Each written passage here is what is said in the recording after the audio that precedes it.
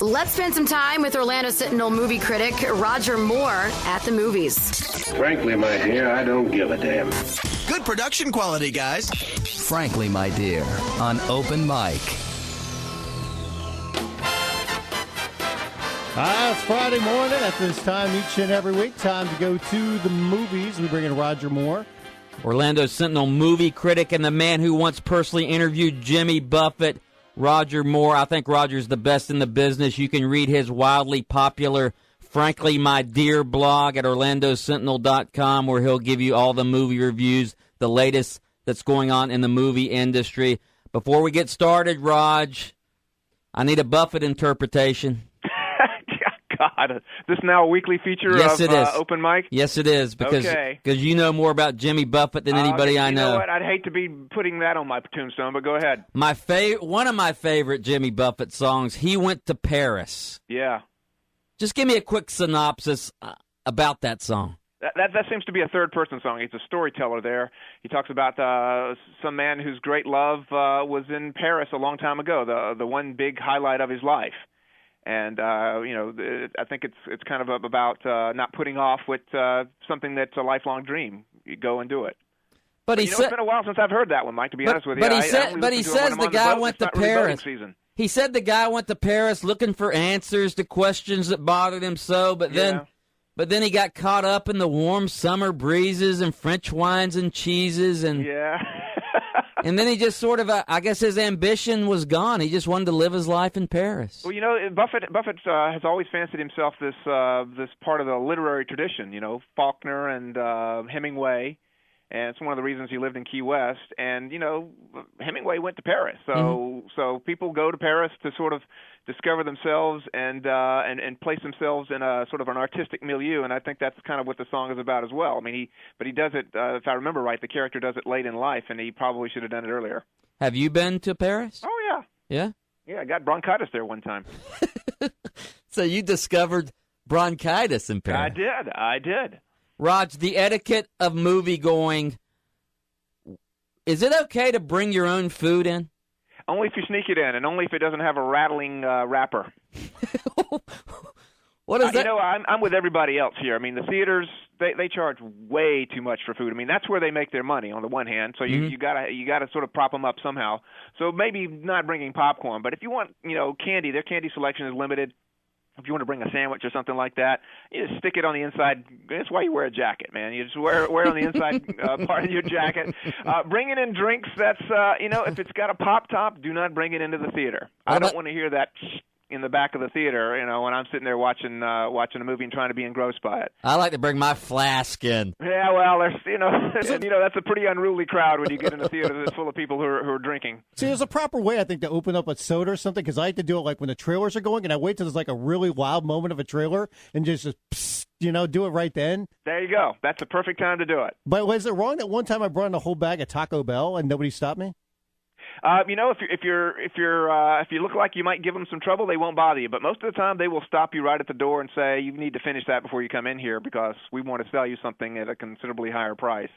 Raj, real quick, what are your thoughts on the restaurant / movies theaters? They're all kind of morphing that way. They're trying desperately to find these different ways to get more money for every customer who walks in the door.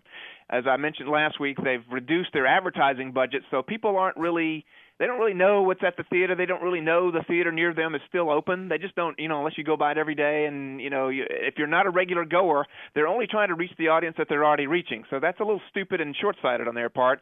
But one of the things they're trying to do is maximize the amount of money that they can get out of every customer. And one way that they do that is that a lot of them have added beer and wine. And some of them are adding little bits and, little appetizers and things like that will sort of create the dinner and a movie experience in one place. The most successful theaters in the country, of which one of ours here in Orlando is the Regal Winter Park Village, one of the most successful movie theaters in that chain because it is surrounded by restaurants. That's what makes a hit theater. And theaters that aren't surrounded by restaurants and good restaurants don't typically do as well. But every chain that I've ever covered, Carmike, Regal, AMC, the top-performing theaters in that chain is not necessarily in a mall where there's the most foot traffic or this part of town or that part of town. It's where all the restaurants are, and that's why theaters are trying to add things to their menu to try to get some of that money. So you only get that from Roger Moore, that sort of knowledge. Raj, let's get to the movies real quick. One movie that sort of intrigues me, and I read your review, is Unknown. Tell me about that one. Yeah, that's the one with Liam Neeson. It's sort of a passenger, a companion piece to Taken.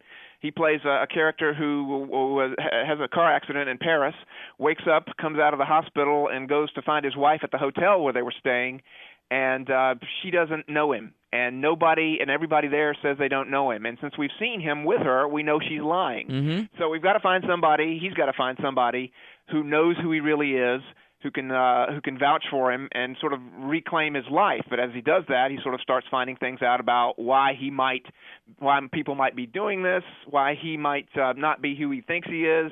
And the movie doesn't create as much confusion as you'd like about that, because he should be totally paranoid about this and just frantic, and he isn't. And that's one of the director is a guy best known for horror movies, and he doesn't really create a lot of suspense or ratchet up the tension in the movie, and thus the movie just sort of lies there. And it's got a good cast to it. January Jones from Mad Men plays the icy wife, and Diane Kruger from Troy and the National Treasure movies plays an illegal immigrant cab driver. It all takes place in Berlin, by the way. And there are other characters sort of peripherally that sort of wander into this and sort of tell us the story. We kind of guess where it's going really early, and if I'm really lost and involved in a movie, I'm not guessing way ahead to the ending, and I guess this one probably 20, 30 minutes in. Are you surprised that now that Liam Neeson's middle-aged, he's taking on these roles where he's the tough guy? Yeah, he is. January Jones is probably a third his age, but he's had a big comeback. I mean, it was a real bittersweet year for him that the year that Taken came out, because that brought him back. But within weeks of that coming out, his wife Natasha Richardson died, and I met them back when they were talking about their first movie together, their only movie together, Nell, and that's where they met and fell in love. And if you watch that movie, the Jodie Foster movie where she plays the mountain girl, you can see those two characters falling in love, and you can see the actors falling in love there too. So it's been a real tough stretch for him, but he's been as busy as he's ever been in his life, and he's got a lot of starring roles, and the movies are doing actually pretty well at the box office. This is not one of his better ones, though. Raj, also, this is Valentine's week, okay, the week of lovers. Do you have a favorite Valentine's movie? Oh, sure. I always send people to Groundhog Day. And that's the one with Bill Murray. Oh, yeah. And it's part of the three stations of the romantic movie comedy cross of Andie MacDowell. She made three. She's not a really good actress, but she made three of the best romantic comedies of the last 25 years. She made Green Card, Four Weddings and a Funeral, and Groundhog Day. And Groundhog Day, you remember that one, right? Oh, yeah. Okay, well, you remember the way they use Harold Ramis, Bill Murray's old Ghostbusters pal, directed it, and the way he uses Sonny and Cher's I Got You, Babe. Oh, yeah. It just breaks your heart. I mean, it's what he hears on the clock radio every morning when he gets up and goes, and has to relive this day in Punxsutawney, Pennsylvania, where he's an irritable local TV weatherman who wants to be with a network somewhere and hates his job. And every morning he's forced to relive this day until he gets his life right, until he becomes somebody who thinks about other people. And during the course of this, he keeps punching the radio, and the song keeps coming on, and every time it comes on, it means something different. It's a beautiful way to use that song, and by the time you hear it the last time, you know he's going to get the girl. So, is Valentine's Day involved in that movie? No, it isn't. But it's just that's if you're gonna look for a Valentine's movie, what you look for is something that's really romantic. There aren't a lot of movies that are set at Valentine's Day that are worth a damn. It's like movies set at New Year's Eve. There's too much riding on the day for it to be that interesting. Gotcha. I like it, Raj. I don't know if are you an action adventure guy? Oh, sure. Okay. Schwarzenegger's talking about coming back. He's done being governor. He wants to act again. Can he still pull it off? He did a little cameo in The Expendables last summer or summer before last, and he doesn't look great. And Stallone's able to get away with it, and that's why he's thinking he can, because he's still juiced on whatever he got juiced on, and still muscle bound. But what is he going to play? There's a real narrow series of options for him. And I remember sitting in a theater with Stallone during the dark days before people decided, well, we don't care what he looks like, we'll just go see Rambo again. He did this cop movie, this hitman movie actually, Get Carter, where he's wearing a T-shirt, a wife beater, staring at himself in a bathroom mirror, and I was in a theater and the whole audience just erupted in laughter.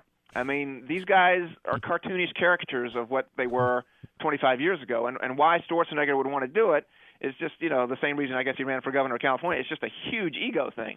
And I'm not sure what he's going to be able to do, though. He's not somebody who had a whole lot of range to start with. Maybe comedies. I really don't see him showing up doing a lot of action pictures, though. He's never been a guy that's been heavy dialogue movies. No, he's not. His English, his accent is still there.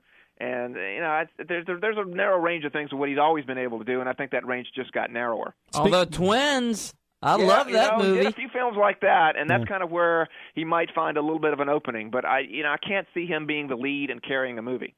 Speaking of action adventure, could we see Die Hard 5? There's always talk of that. There's always talk of that. Bruce Willis, he has his career ebbs and flows, but he always seems to be right around the periphery of superstardom, so that he can always get a movie made. And as long as that's happening, until that next generation of action stars, like there's a movie opening this weekend, I Am Number 4, that has Alex Pettyfer, a young English actor who's 20 years old. Great screen presence, apparently a real diva on the set, but a guy who sort of convincingly gets across the idea that he could be a man of action. And you're kind of always looking for that next generation of people to push Bruce Willis and Mel and Schwarzenegger completely out of the picture, and that may be finally happening now. Raj, before we let you go, I don't remember the movie, all right, but I saw it was quite a big to-do among the movie critics that it's not going to be previewed. What does that mean when a company won't allow their movie to be previewed? Well, even a fairly mediocre movie, a bad movie, can get some good notices, and enough good notices where they can put little blurbs on the TV ad. So and so in Dubuque said it was great, and so and so at suchandsuch.com love this. So when a movie is not previewed at all, and you're talking about Big Mama's House, that's what it was. Martin Lawrence comedy that is open. There's one of these almost every weekend. Usually it's a horror movie, which they don't really need reviews. People will go on based on what their friends are going to go see, because that audience is all in their late teens, early 20s. But Big Mama's House, a movie like that, it's Martin Lawrence. His career is basically on the serious down skids. It's been kind of sliding for a while, so he's putting the dress back on.